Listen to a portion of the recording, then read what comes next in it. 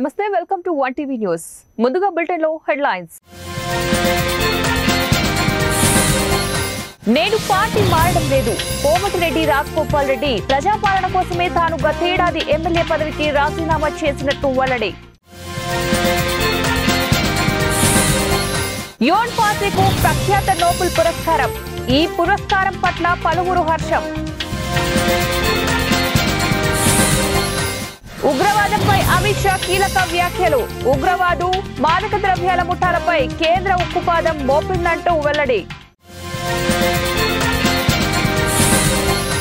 Mahadev betting app కేసులో కీలక పరిణామం పలువురు నటులకు సమన్లు జారీ చేసిన ఈడీ తాను బీజేపీని వీడుతున్నట్లు వస్తున్న వార్తల్ని ఆ పార్టీ సీనియర్ నేత మాజీ ఎమ్మెల్యే కోమటిరెడ్డి రాజగోపాల్ రెడ్డి ఖండించారు. వ్యక్తిగత స్వార్థం కోసం సిద్ధాంతాలను మార్చే వ్యక్తిని కాదని స్పష్టం చేశారు. తెలంగాణలో ప్రజాస్వామ్య బహుజన రాజ్యం కోసం బీజేపీలో చేరానని చెప్పారు.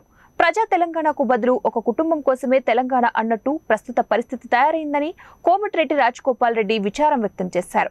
సీఎం కేసీఆర్ ప్రజాపాలకుడిలాగా కాక నిజాం రాజులాగా నియంతృత్వ పోకడలకు పోతున్నారని దుయ్యబట్టారు. తెలంగాణలో ప్రజారాజ్యం ఏర్పాటు కోసమే తాను గతేడాది ఎమ్మెల్యే పదవికి రాజీనామా చేసి మరీ బీజేపీలో చేరానని గుర్తు చేశారు. దేశాన్ని తెలంగాణ రాష్ట్రాన్ని ప్రజలు ఆకాంక్షలకు అనుగుణంగా ముందుకు నడిపించే శక్తి ప్రధాని నరేంద్ర మోదీకి హోంమంత్రి అమిత్ షాకు ఉందని తెలిపారు.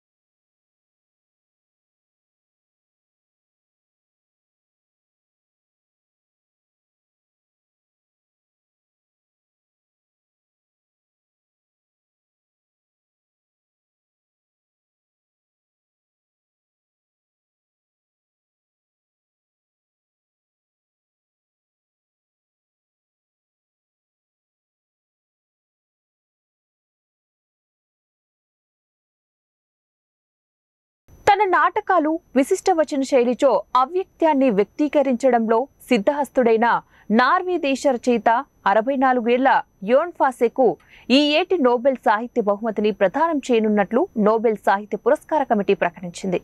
మానవుల్లోని అభద్రత అదుర్భాలను ఫాసే రచనలు బలంగా వ్యక్తీకరిస్తాయని వివరించింది.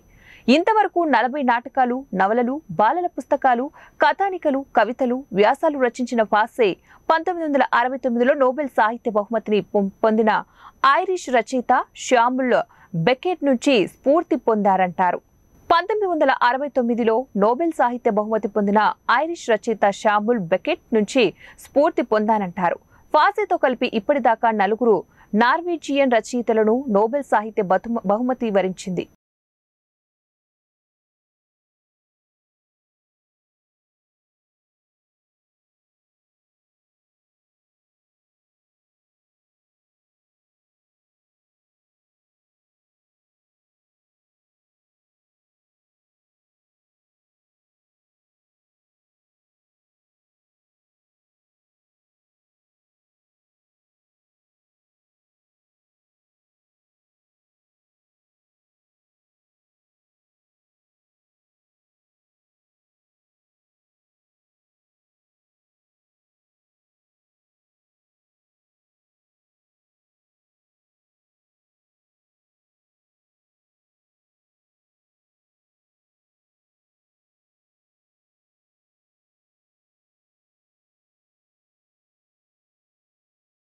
దేశంలో కొత్తగా ఉగ్రవాద ముఠాలేవి తయారవ్వనే రీతిలో నిర్దాక్షిణ్యంగా ఉగ్రవాదం పీచిముంచాల్సిందేనని కేంద్ర హోంమంత్రి అమిత్ షా స్పష్టం చేశారు.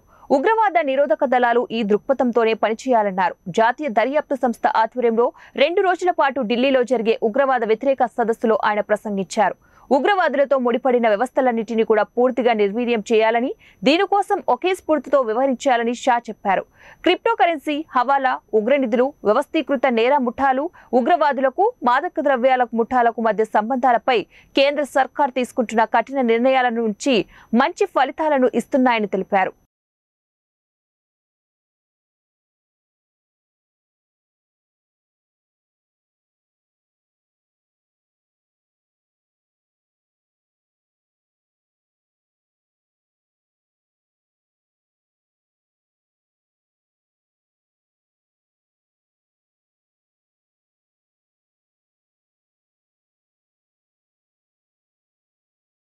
మహదేవ్ బెట్టింగ్ యాప్ కేసులో బాలీవుడ్ హాస్య నటుడు కపిల్ శర్మ, నటీమణులు హ్యూమా ఖురేషీ, హీనా ఖాన్లకు ఎన్ఫోర్స్మెంట్ డైరెక్టరేట్ సమన్లు జారీ చేసింది.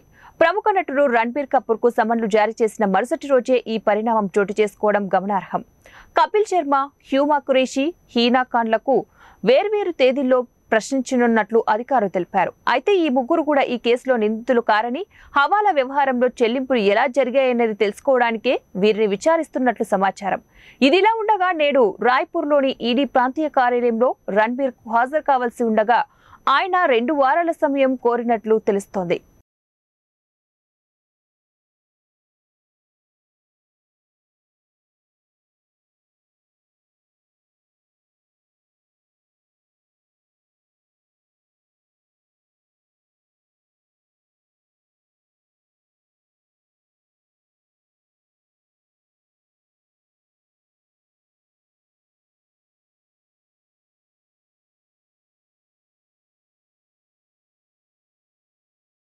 పశ్చిమ దేశాల సైనిక కూటమి నాటో సభ్య దేశం తుర్కియేకు చెందిన డ్రోన్ను అమెరికా కూల్చివేసింది.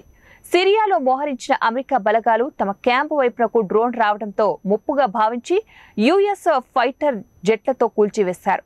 ఈ విషయాన్ని పెంటాగాన్ వెల్లడించింది. 4 రోజుల క్రితం అంకారాలోని తుర్కియే పార్లమెంటు భవన సమీపంలో ఆత్మాహుతి దాడి చోటు చేసుకుంది. ఈ ఘటనలో 2 పోలీసులు అధికారులు గాయాల పాలయ్యారు. ఈ ఘటనకు తామే బాధ్యులమని కుర్దిస్తాన్ వర్కర్స్ పార్టీ ప్రకటించింది. దీంతో తుర్కియే బలగాలు ఇరాన్, సిరియాల్లో కుర్దిష్ దళాలపై వైమానిక దాడులు చేస్తోంది.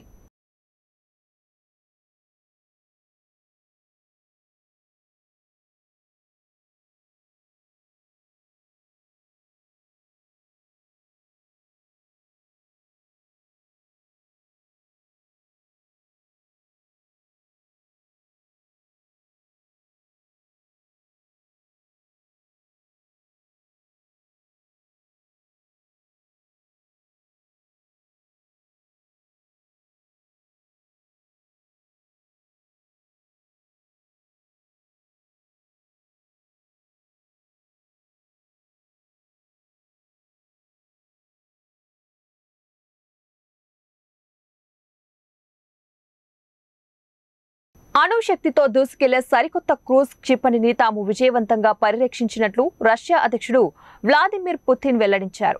అణ్వస్త్ర పరీక్షల నిషేధానికి సంబంధించిన అంతర్జాతీయ ఒడంబడిక నుంచి తాము వెలిదొలిగే అవకాశాలు ఉన్నాయని కూడా తెలిపారు. విదేశాంగ విధాన నిపుణుల సమావేశంలో చేసిన ప్రసంగంలో పుతిన్ ఈ మేరకు కీలక విషయాలను ప్రస్తావించారు. బురేవెస్తనిక్ క్రూజ్ క్షిపణితో పాటు సత్మార్ కాంటాంతర బాలిస్టిక్ క్షిపణి అభివృద్ధి ప్రక్రియ పూర్తయిందని ఆయన తెలిపారు. త్వరలోనే వాటి ఉత్పత్తి ప్రక్రియను ప్రారంభించే ప్రణాళికలు ఉన్నాయని చెప్పారు.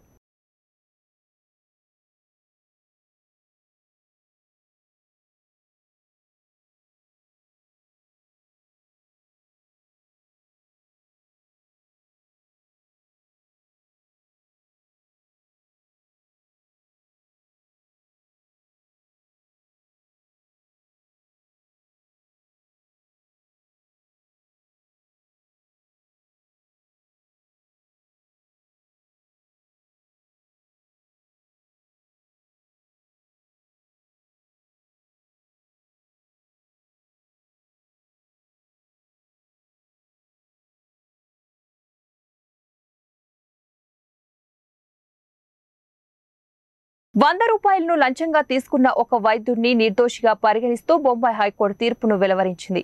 దీన్ని చాలా చిన్న విషయంగా పరిగణిస్తున్నట్లు తెలిపింది. పూణేలోని పౌడ్ గ్రామీణ హాస్పిటల్లో అనిల్ షిండే అనే వ్యక్తి వైద్య సేవలు అందిస్తున్నారు. ఈ క్రమంలోనే స్థానికంగా నివాసం ఉంటున్న ఎల్టీ పింగై తనపై జరిగిన దాడి సందర్భంగా ఆయన గాయాలకు వైద్య ధృవీకరణ పత్రం ఇవ్వాలని షిండే వద్దకు వెళ్లగా అందుకు షిండే ₹100 లంచం అడిగాడంటూ అవినీతి నిరోధక విభాగానికి పింగ్లై ఫిర్యాదు చేశారు. ఈ క్రమంలో వైద్యుడు లంచం తీసుకుంటుండగా అధికారులు పట్టుకున్నారు. 2007లో కేసు నమోదైంది. 2012లో స్పెషల్ కోర్టు షిండేను నిర్దోషిగా ప్రకటించింది. తీర్పును రాష్ట్ర ప్రభుత్వం హైకోర్టులో సవాల్ చేసింది.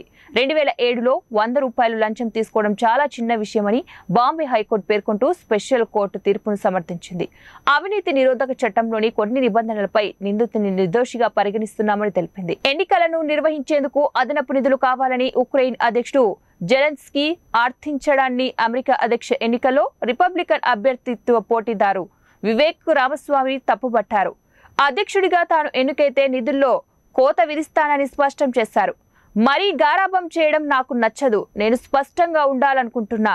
పుతిన్ నియంత అనే ఒకే ఒక్క కారణంతో ఉక్రెయిన్ మంచిదని చెప్పలేమని ఓ వార్తా సంస్థకు ఇచ్చిన ఇంటర్వ్యూలో రామస్వామి స్పష్టం చేశారు.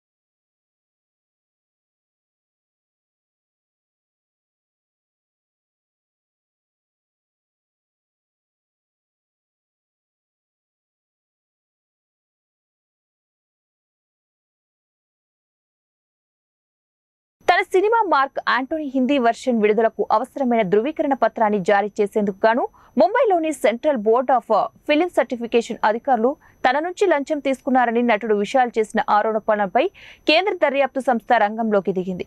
3 వ్యక్తులతో పాటు సిబిఎఫ్సికి చెందిన కొందరు అధికారులపై ఎఫ్ఐఆర్ నమోదు చేసింది. నిందితుల ఇళ్లలో సోదాలు చేసినట్లు అధికారులు వెల్లడించారు.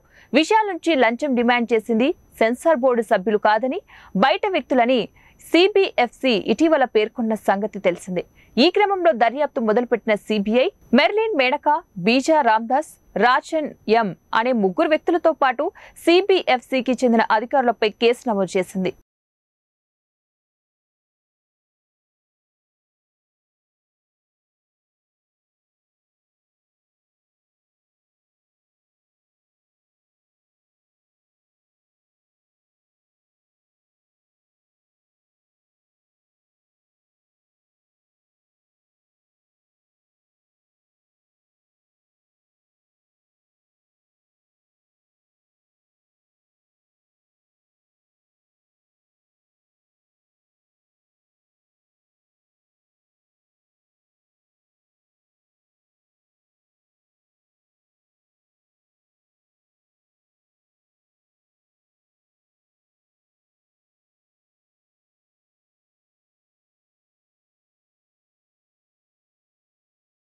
దక్షిణ చైనా సముద్రంలోని సెకండ్ థామస్ షోల్ అనే ఇసుక దిబ్బ వద్దకు చైనా నౌకలను ఎదిరించి మరీ సరుకులను తీసుకెళ్లడంతో 2 ఫిలిప్పీన్స్ బోట్లు సఫలమయ్యాయి.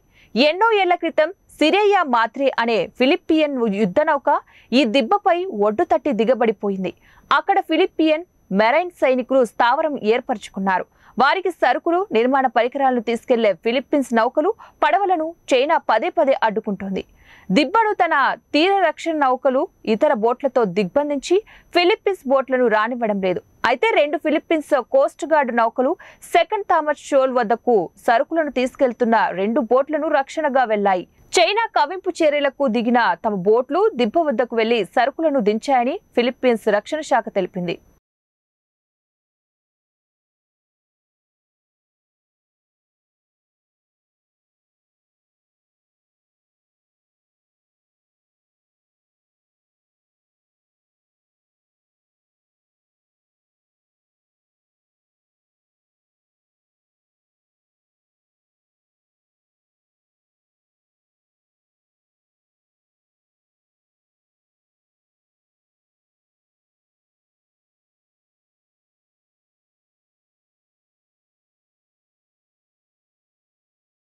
ఆసియా క్రీడల్లో భారత ఆర్చర్లు అదరగొడుతున్నారు. అద్భుతమైన ప్రదర్శనతో అబ్బురపరిచే పోరాటంతో పసిడి పంట పండిస్తున్నారు. తెలుగు అమ్మాయిలు జ్యోతి, సురేఖ ఈ క్రీడల్లో 2వ పసిడిని ముద్దాడింది.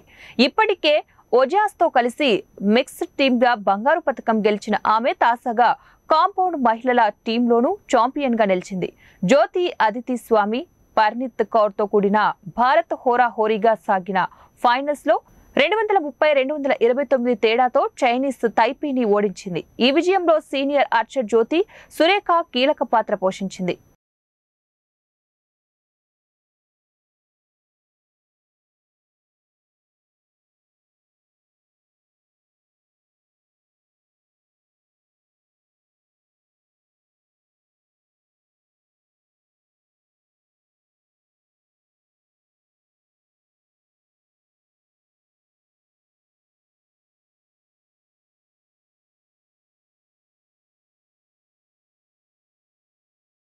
వన్డే ప్రపంచ కప్ కు ఊహించని ఆరంభం. హోరాహోరీ తప్పదనుకున్న మ్యాచ్ ఏకపక్షమైంది.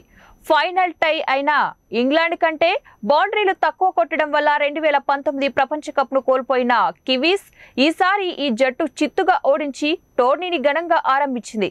మొదట ఇంగ్లాండ్ 9 వికెట్లకు 282 పరుగులు చేసింది. జో రూట్ 77 పరుగులతో టాప్ స్కోరర్ గా నిలిచాడు.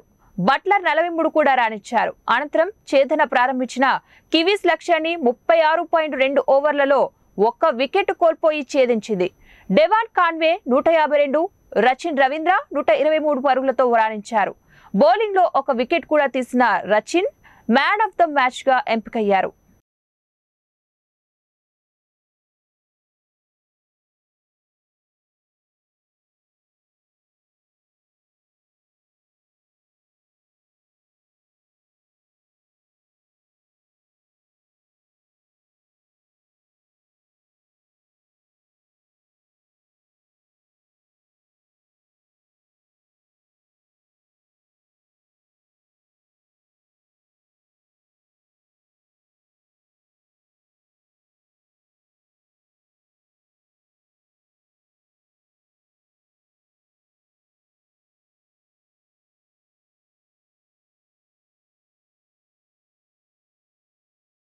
ఇవి ఇప్పటివరకున్న బులెటిన్ అప్డేట్స్. నెక్స్ట్ బులెటిన్ లో మళ్ళీ కలుద్దాం. అంట్లని కీప్ వాచింగ్ 1TV న్యూస్.